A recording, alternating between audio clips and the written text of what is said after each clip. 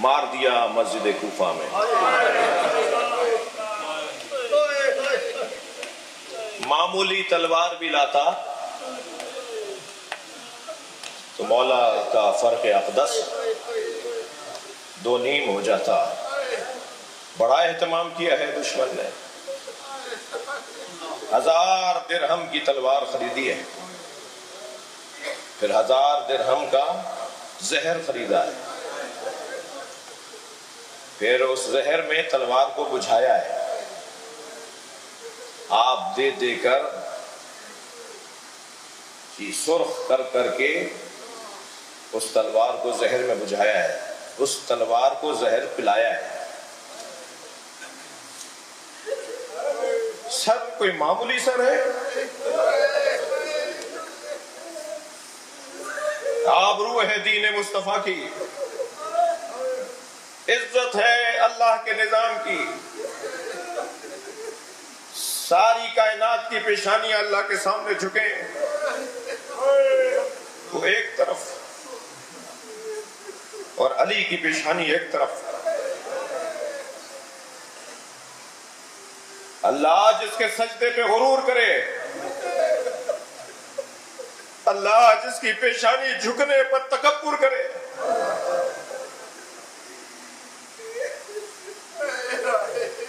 جو پیشانی اللہ کے سامنے خاک پہ رکھی تھی اس پہ ضربت مار دی۔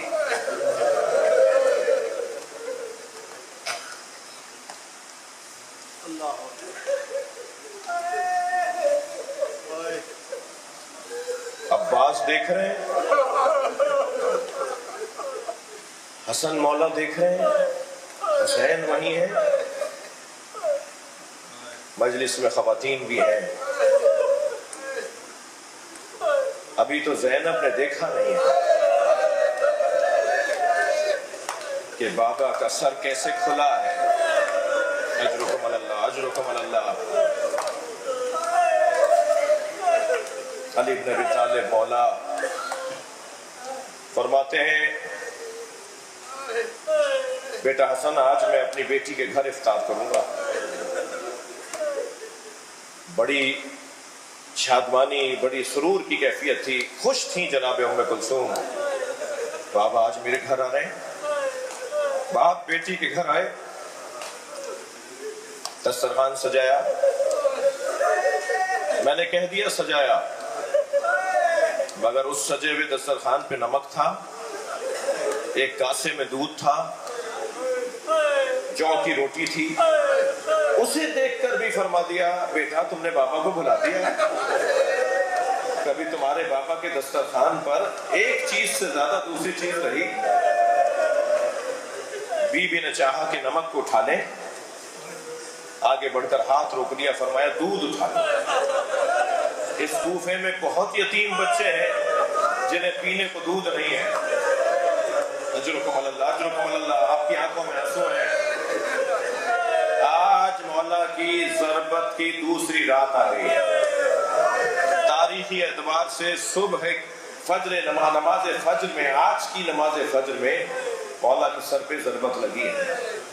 آج علی بچوں کے درمیان ہے، کبھی سرحانے زینب آ کے بیٹھتی ہیں، کبھی سرحانے بی بی ام البنین آ کے بیٹھتی ہیں، کبھی سرحانے ام کلثوم آتی ہیں۔ ایک 4 سالہ پوتا بھی ہے جنہیں امام زین العابدین کہتے ہیں۔ کبھی دادا کی گود میں، دادا کے بستر کے قریب، وہ کوفہ و شام کی راہوں سے گزرنے والا اسیر۔ اجرکم اللہ۔ کل کا جو وقت غروب پہنچا تو آپ اپنی بیٹی کے گھر پہنچے، ساری رات عبادت الہیہ میں ہر رات کی طرح مصروف رہے، مگر ہر کچھ دیر کے بعد مصلے سے اٹھتے ہیں، صحن خانہ میں آتے ہیں، آسمان پر دیکھ کر کسی ستارے کو تلاش کرتے ہیں اور پھر واپس چلے جاتے ہیں۔ کئی مرتبہ ایسا کیا اور ایک مرتبہ وہ ستارہ نظر آ گیا تو اسے دیکھ کر فرمایا ہاذہ اللیلۃ التی قد وعدت، یہ وہی رات ہے جس کا مجھ سے وعدہ کیا گیا۔ जनाब उम्मे कुलसूम की दिल की धड़कनें बढ़ने लगी, बाबा ये कौन सा वादा है? फरमाया बेटा जरा हौसला करो। मुसल्ले पर आए। अब जब दूसरी मर्तबा यानी उसके बाद की मर्तबा आए और आसमान की तरफ देखकर एक जुमला कहा, वो जुमला ऐसा था कि बीबी से रहा नहीं गया। बीबी के रोने की आवाज बुलंद हो गई और वो जुमला था इन्ना लिल्लाह व इन्ना इलैहि राजिऊन। जनाब उम्मे कुलसूम से रहा नहीं गया। कहा बाबा ये कैसा, ये कलमा इस्तरजा कैसा, या आप अपनी जबान पे कलमा इस्तरजा क्यों जारी कर रहे हैं? बाबा क्या होने वाला है? फरमाया उम्मे कुलसूम ये रात तमाम होगी, तुम्हारे नाना ने मुझसे वादा किया था, वो वादा पूरा होगा, मेरे सर पे जरबत लगेगी, मैं अल्लाह से मुलाकात को जाऊंगा। तो बाबा के सामने खड़ी हो गई। बाबा फिर भाई हसन से कह दीजिए वो नमाज पढ़ाने। तो ताज्जुब से देखा, कहा जिसका मैं इंतजार मुद्दतों से कर रहा था तुम मुझे मस्जिद जाने से रोक रही हो। उम्मे कुलसूम इसकी मुझे आरज़ू मुद्दतों से थी। निकले हैं अपने घर से मौला, मुर्गाबियों ने रास्ता रोका, बत्तखों ने मौला का रास्ता रोका। फरमाया उम्मे कुलसूम ये मेरा नौहा पड़ रही है।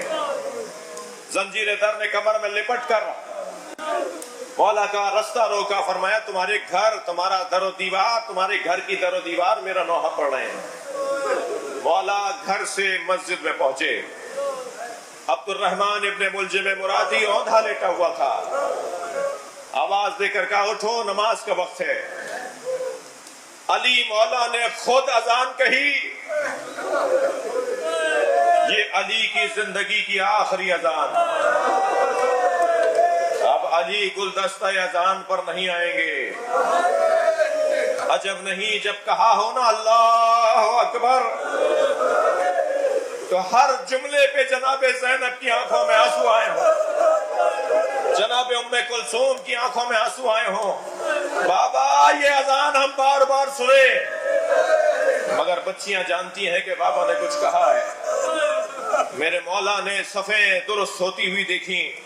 मुसल्ला इबादत पर मेहराब मस्जिद में आए। आपने नमाजे फज्र की अदायगी के लिए तकबीर इकामत कही। सफ़ें दुरुस्त हुई। पहली रकत का पहला सजदा मुकम्मल हुआ। अज़ादारो जरा अपने तसव्वुरात को मस्जिद कूफा ले चलो। अल्लाह आपको बार बार उस मस्जिद की ज़ियारत का शरफ अता करे जिस मेहराब में आज जाली लगा दी गई है और हम उस ज़री नुमा मेहराब की ज़ियारत करते हैं। उस जगह अली पहली रकत का पहला सजदा करके उठे। अब्दुर्रहमान ने अपनी तलवार का कब्जा थामा। अली मौला ने दूसरे सजदे के लिए सर रखा। तलवार फिजा में बुलंद हुई और वो तलवार जो 1000 दिरहम में खरीदी थी वो फर्क अक़दा से अली पर आकर रुकी। दो आवाजें गूंजी, अला क़द तहद्दमत अरकानुल हुदा, अरकाने हुदा हिदायत गिरा दिए गए। अला क़द क़ुतिला अमीरुल मोमिनीन।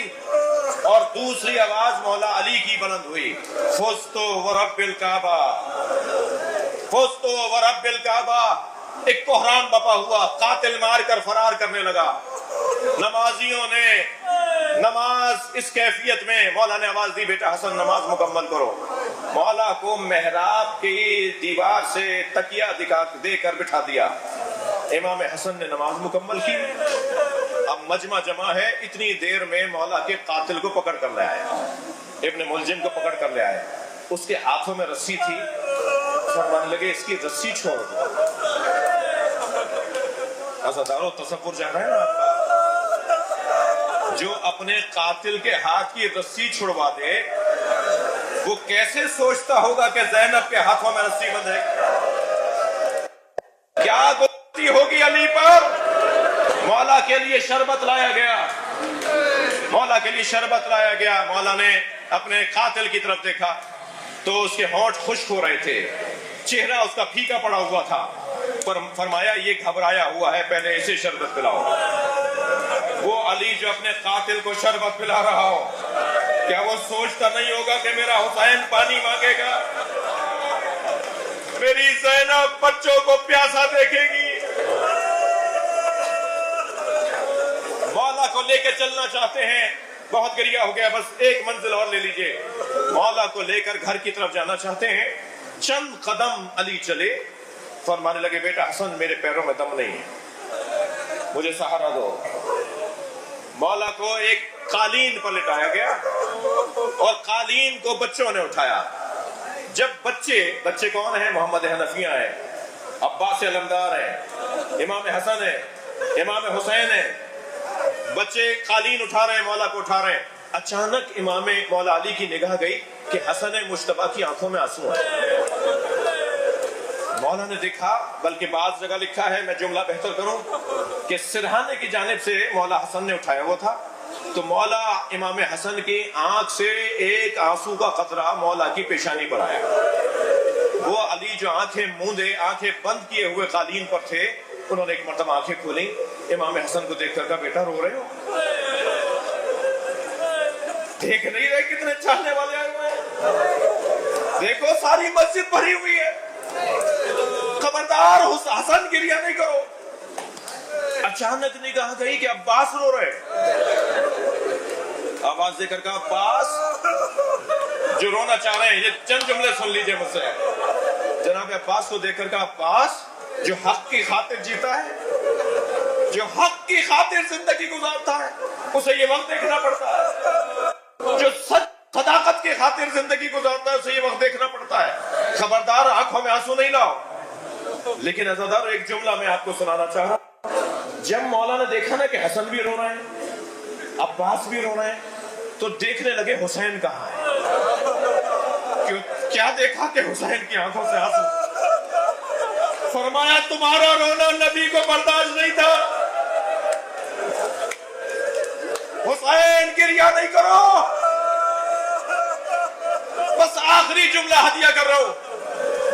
سارے رستے علی بیٹوں سے کہتے رہے حسن گریہ نہیں کرو, حسین گریہ نہیں کرو, عباس آنکھوں میں آنسو نہیں لاؤ. جو سارے رستے بیٹوں کو حوصلہ دیتا رہا, جب گھر میں داخل ہوئے زینب کو آتے دیکھا, علی کی آنکھوں سے آنسو جاری ہو, وہ علی خود رونے لگا. زینب کو سینے سے لگا کے خوب روئے.